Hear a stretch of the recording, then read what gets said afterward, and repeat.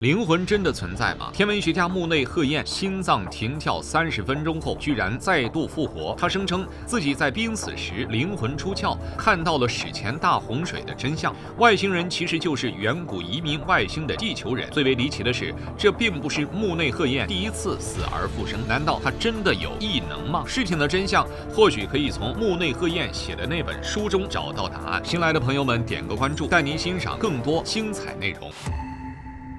木内鹤彦这个人其实算不上一个多么有名的人，他出生于20世纪50年代的日本，平常就爱好观测彗星，后来也顺其自然成了一位天文家。可令人没想到的是，他一生竟然有2次濒死体验。在木内22岁的时候，他意外地经历了一场肠梗塞。在20世纪70年代，肠梗塞还是一个不治之症，几乎患上这一疾病的人就没有生还的可能。神奇的是，木内不但侥幸活了下来，还对自己昏迷期间的事情了如指掌。据木内写的自传《濒死体验的启示》一书所言，昏迷中的他就像是在黑暗中摸索着，就看到前面有一丝光亮。看到光亮的木内非常兴奋，什么都没想的就朝着光亮处跑了过去。结果眼前的景象着实让他震惊了。光亮处的世界到处都是鸟语花香，木内不禁沉浸于这美好之中，循着花路一直走。走着，他就看到了小河上停泊的小船。还没等木内反应过来，对岸一个穿着丧服的女子就朝着他惊呼：“孩子，你怎么来到了这里？这还不是你该来的地方。”听到女子的话，木内只觉得倍感亲切，于是他就跟着女子的指引，走到了一个满是鲜花的山坡上。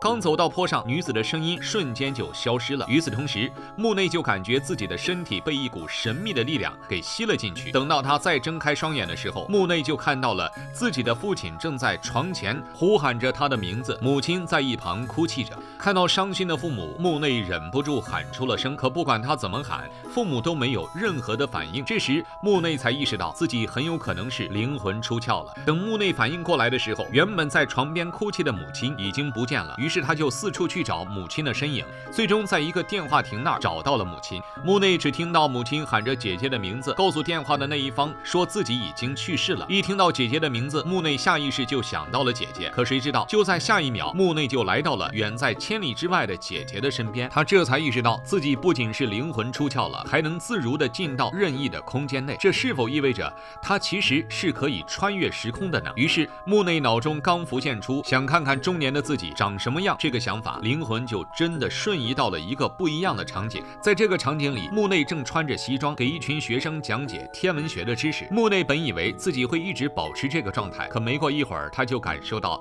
自己正在被一股强大的力量拉扯着。等再次醒过来的时候，木内就发现家人都在自己的床前哭泣。宇宙的终极真相究竟是什么？曾2次经历濒死体验的天文学家木内鹤彦声称自己亲眼见到了史前人类灭绝的真相。传说中的亚特兰蒂斯文明并没有灭绝，而是被转移了。关于人类的起源与未来，他声称自己看到了一个截然不同的版本。这个日本人的话真的可信吗？据濒死体验的启示记载，第一次濒死体验时，22岁木内的灵魂在不同的时空自由地穿梭。等到他从未来穿梭回现实之后，木内竟然复活了。复活之后，木内就跟自己的父亲讲述了这段神奇的经历，重点描述了那个让他觉得非常亲切的人。父亲听完后没有觉得木内是在胡说八道，反而迫切地询问那名女子的长相。木内认真地回想了一下，随后向父亲描述了出来。可谁知道父亲刚听完，整个眼眶都湿润了，颤抖地说那人就是木内素未谋面的亲姑姑。听到这话，木内着实震惊了，原来自己不但灵魂出窍了，还去到了已逝去之人所在的地方。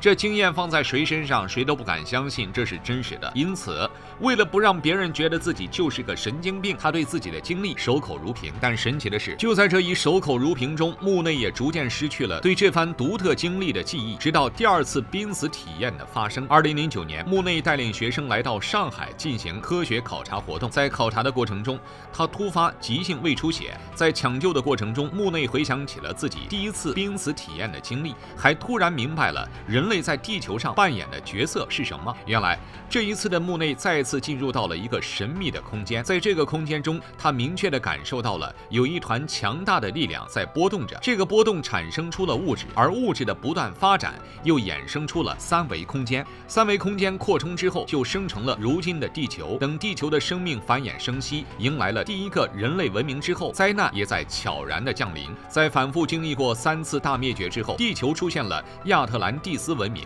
亚特兰蒂斯文明是一个极度辉煌的文明，它曾带领整个人类走出地球，可谓是所有文明的巅峰时刻。可某一天，一颗巨大的彗星从地球身边擦过，导致地球引力发生了变化。这还不是重点，当彗星靠近太阳的时候，由于太阳爆发出的巨大能量，彗星的外核被地球所融化，这一融化的液体又为地球重力所吸收，大量的液体倾注到地球地表，由此引发了一场史无前例、后无来者的大洪水。没错，这就是圣经中所记录的那场史前大洪水。日本天文学家2次亲历濒死体验，死而复生后出书揭秘上次世界末日的真相。而传说中的诺亚方舟根本就不是圣经所描述的样子，他到底看到了什么？众所周知，在圣经中只有少部分的人登上了诺亚方舟，其他人则全部死于大洪水之中。然而这一画面在木内这儿却有了变化。在濒死的过程中，木内看到了亚特兰蒂斯文明正在被大洪水摧毁着。但是这场大洪水并没有想象中的那么大的威力，因为大部分的亚特兰蒂斯人都坐上了自己专属的飞行器离开了地球，只有一小部分没有飞行器的人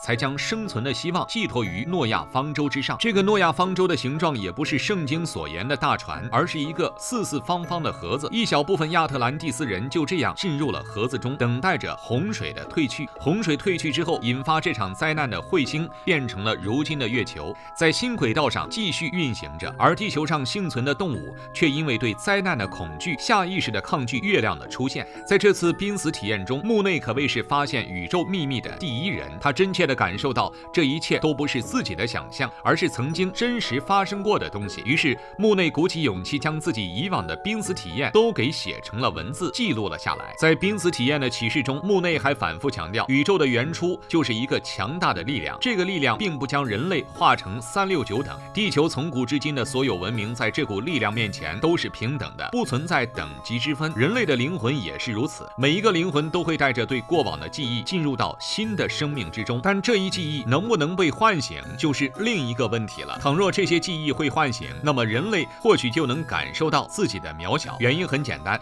在亚特兰蒂斯文明的覆灭过程中，木内只是看到了少部分留在地球上的人，而大部分的亚特兰蒂斯人却乘坐飞行器去到了宇宙的深处。这也是说，这群人至少是可以在宇宙的某个地方再次建立起高级文明。那么当这群人返回地球，想要看看他们古老的家园的时候，这些人的行踪在地球人的眼中是不是就如同外星人一般的行踪呢？又或者眼下人类所发展的科技水平虽然在有限的历史中是达到了一个顶峰，但这一文明是否就能保证自己长久的发展下去？显然这些问题都是有待进一步思考的。从这一角度来说，木内的濒死体验给予了一个不错的视角去思考这些宏大的人类命题。当然，由于人们无法成为木内，因此也就无法得知他所谓的濒死体验究竟有几分真实，又有几分虚假。不过重要的或许不在于濒死体验的内容真假，而在于这一体验中对人类的些许启示。看到这里，您有什么想说的呢？欢迎在评论区留言分享。